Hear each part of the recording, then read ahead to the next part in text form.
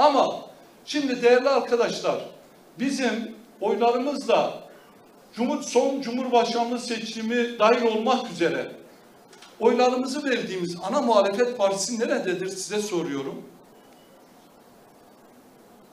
Siz söyleyin, Selçuk Mızraklı içeri atılırken, yerine kayyum atanırken bizim oylarımızla seçilenler neredeydi? Cizre'de panzerler genç çocukları ezerken, katlederken buralardan tek bir eleştiri duydunuz mu? Kürdistan coğrafyası sadece yerel yönetimlerle, belediyelerle değil, bütün kurumlarıyla kayyumlar tarafından yönetiliyor.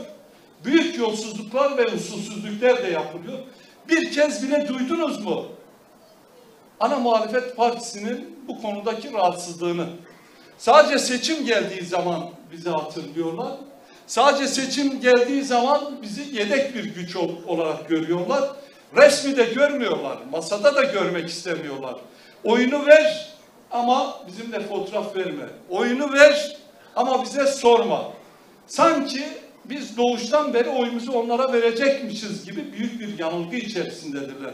Biz oylarımızı evet AKP kaybetsin diye verdik ama demokrasi kazansın diye verdik. Emekçiler kazansın diye verdik.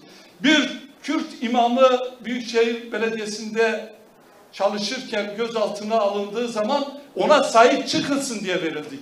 Yargılanmayan, soruşturma açılmayan tek bir Kürt var mı size soruyorum.